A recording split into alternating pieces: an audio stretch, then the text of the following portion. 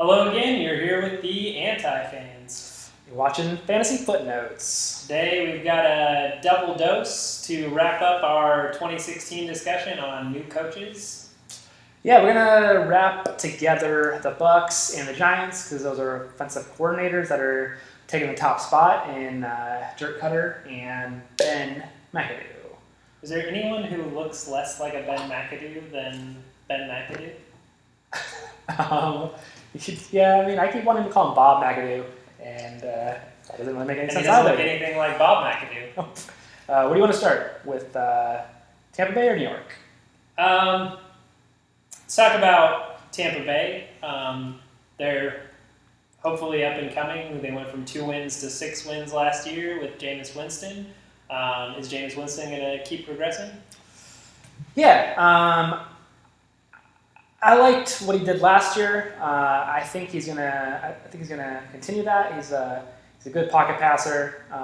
He's got the legs. I'm seeing good things for him. Yeah, I think the loss of Lovie Smith probably hurts them defensively. He'll probably have to air it out. That's good for fantasy. Probably bad for his turnovers. But I think Jameis Winston probably puts up a lot of yards and touchdowns this year, airing it out. Eli Manning on the New York side of things, he's always Mr. Reliable. He's probably the 8th to 10th best fantasy quarterback. Does Ben McAdoo help him out? I think Ben McAdoo does help him out. I think he's been helping him out. There's not really anybody as boring as Eli Manning in terms of a fantasy football quarterback, but Joe Flacco? Joe Flacco? Yeah, it's like the same level, you know? I mean, he's a reliable guy. The quarterback is, again, just this year, it's incredibly deep. If you wind up with Eli Manning, I think you're fine. Yeah, I always end up with Eli Manning because I always wait on quarterbacks, and I'm always fine. Doug Martin had a great year, was really close to winning the rushing championship last year. What do you think about his 2016 outlook?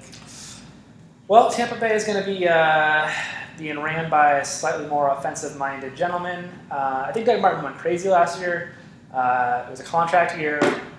I don't think he's going to put up the same numbers. I think it's going to be a slight regression.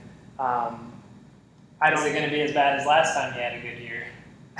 No, I mean, he's been a hard guy to peg down in terms of what he's going to do year to year. I'd be nervous to take him like in the first round of the draft. That's probably where he's going. What about New York's backfield? It's a mess. Yeah, they drafted Paul Perkins. I think he's no good. I think probably Shane Vereen is the best back to own, especially in PPR. At least he gets some yardage through the air plus the rushing production, but I'd avoid it. You don't think like Rashad Jennings might be slightly better option there? No. Rashad Jennings is no good. I wish Paul Perkins was a lot better because that's just like they just need a dude to come in and like be their bell cow. And I don't want any of these guys. I want to just really, really avoid it. Mike Evans had a great rookie year. Disappointed a little bit, couldn't stay healthy last year. If they're airing it out, I think he's looking primed for a big year. Yeah, I'm really into Mike Evans. I think there's a chance he's under the radar after the year he had last year. He really disappointed. He was inconsistent. He was hurt. I think Winston taking a step forward, them having a more offensive mindset in terms of the offense in general. I'm into Mike Evans. I think it could be cool. I know he's pretty touchdown dependent, but big things right there. Big receiver on the New York side of things also, Odell Beckham Jr. Yeah. They drafted Sterling Shepard. Is he got any value for this year? Yeah, I mean, Odell obviously gonna contend for the number 1 spot there, receiver. I like Sterling. He at the second receiver hole in York's oftentimes had value. I think that dude could come in and be surprising. Like, I think late rounds maybe you grab him like last round. You might be using him by midway through the season. And tight ends for both teams, you got Austin Sefarian-Jenkins for the Buccaneers. He's had a good game here and there. Makes people think that maybe he's going to develop. I'm probably not drafting him even in the late rounds. No, I don't like him. Hype Train always screams his name. Hasn't impressed me. Jamal Adams. Yes. Jamal Adams, rookie tight end. So that answers that.